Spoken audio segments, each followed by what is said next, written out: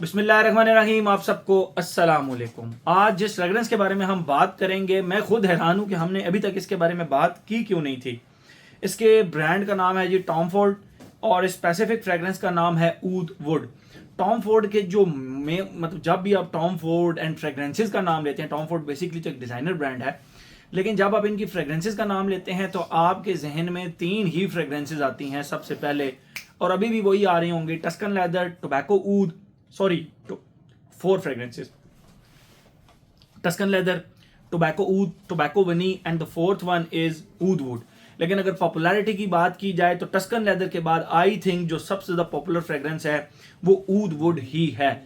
तो मैंने जब देखा यार, मैंने भी तक इसका रिव्यू नहीं बनाया अपने चैनल पर, तो मुझे लगा यार इसका रिव्यू तो सबसे पहले बना लेना चाहिए। तो मैं ये आप लोगों के लिए लेकर आया हूँ इसका रिव्यू, तो आप लोगों के साथ शेयर करता हूँ। It's not a new fragrance, लेकिन खुशबू के लिहाज से इट्स अ टाइमलेस फ्रेगरेंस। मैं ये कहूँगा कि एक टाइमलेस फ्रेगरेंस है ये। अगर आप 2000 से पहले भी ये फ्रेगरेंस लगाते तो भी आपको ये ज़बरदस्त लगती। अगर आने वाले 20 सालों के बाद भी ये फ्रेगरेंस लगाएंगे तो मुझे ऐसा लगता है कि ये एक न्यू डीएनए ही लगेगा।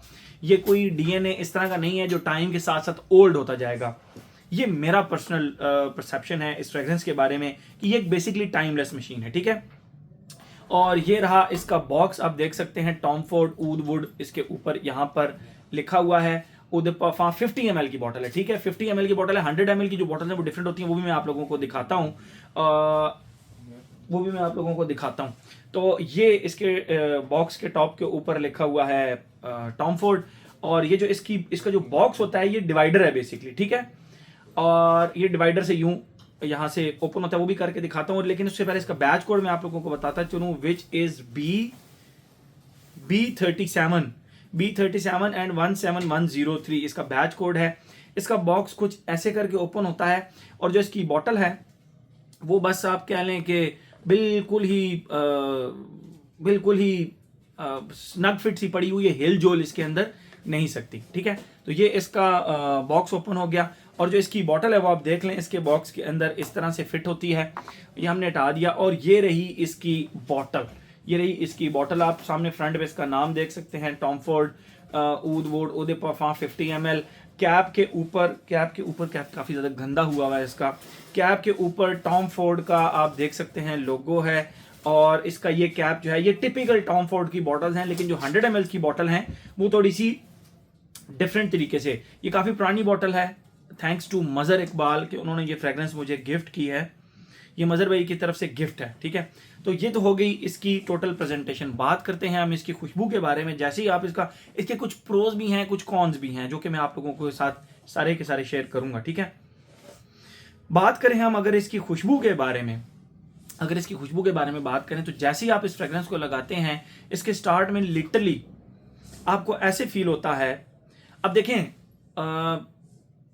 गुलाब का जो पौधा होता है उसकी जो लकड़ी होती है उसकी भी एक बड़ी मीठी सी खुशबू होती है। जो लकड़ी की खुशबू होती है ना, बेसिकली तो रोज वुड भी एक वुड होती है, उसकी खुशबू डिफरेंट होती है।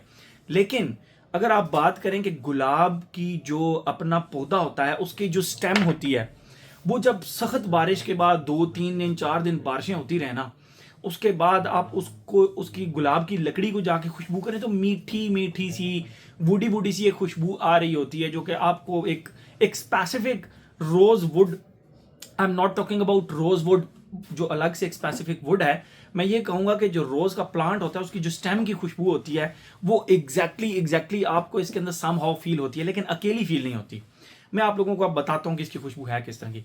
चबाई हुई छालियाँ, जिस तरह चबाई हुई छालियाँ होती है, एग्जैक्ट वो वाली खुशबू, प्लस इसके अंदर जो रोज वुड कह रहा हूं अगेन, रोज वुड एक डिफरेंट चीज होती है। जो गुलाब की लकड़ी की खुशबू होती है उस तरह की मीठी मीठी क्रीमी सी खुशबू। एंड अगर इसको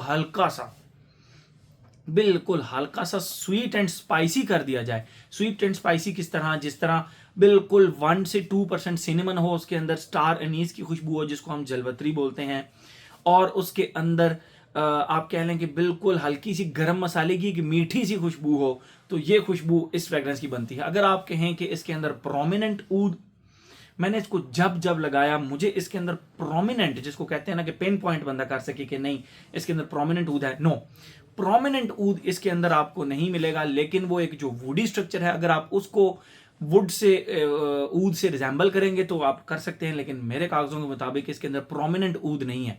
इसकी जो खुशबू है वो इसी तरह है, रोज की स्टेम की क्रीमी सी खुशबू, प्लस चबाई हुई छालिया की सी ये खुशबू, चबाई हुई सुपारी की खुशबू, प्लस उसके साथ गरम मसाले की एक स्वीट सी गरम मसालों की खुशबू, एंड दैट्स इट।